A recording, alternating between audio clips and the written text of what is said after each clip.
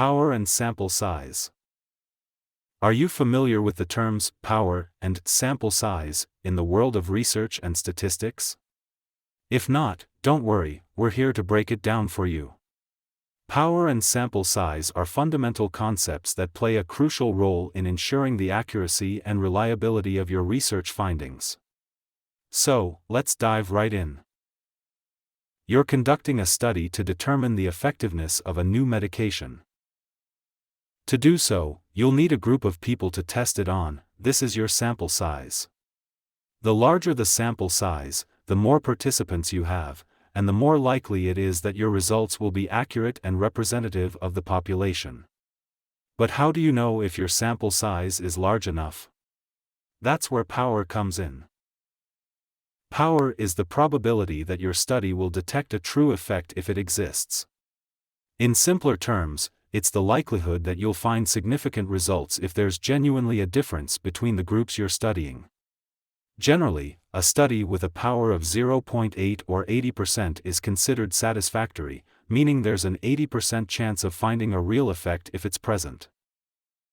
Factors affect power are level of significance, alpha, beta, expected size of the effect, the standard deviation of the hypothesized effect size, and sample size.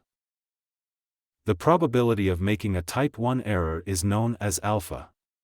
Alpha is also known as the level of significance. Because you specify the level of significance before performing the hypothesis test, the risk of committing a type 1 error, alpha, is directly under your control.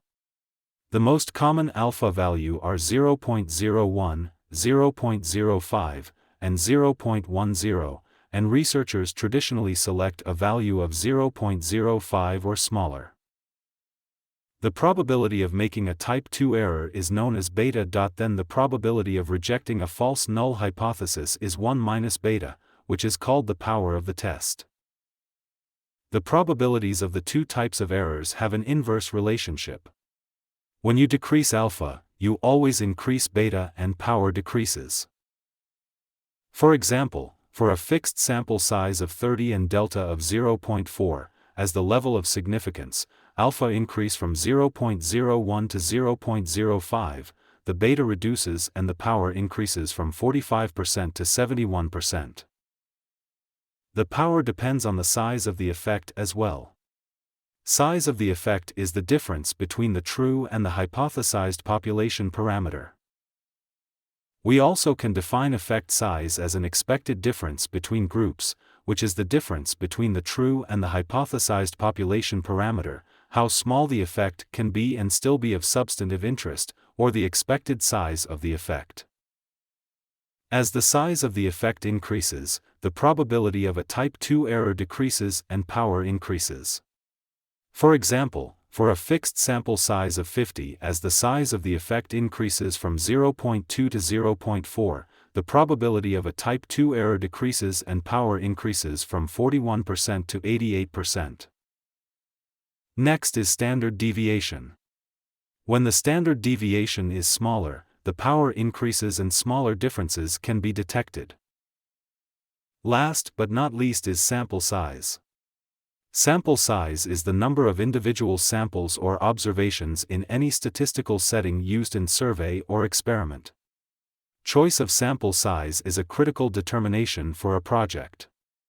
Too small a sample yields unreliable results, while an overly large sample demands a good deal of time and resources. For a given level of alpha, increasing the sample size will decrease beta and therefore increase the power of the test. The only approach to decrease both alpha and beta is to increase the sample size.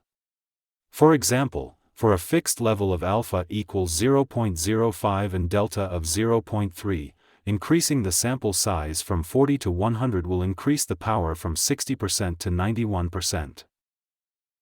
In conclusion, understanding the concepts of power and sample size is essential in conducting solid, reliable research. By ensuring your study has adequate power and a sufficient sample size, you'll be well on your way to producing meaningful results that can make a real impact in your field.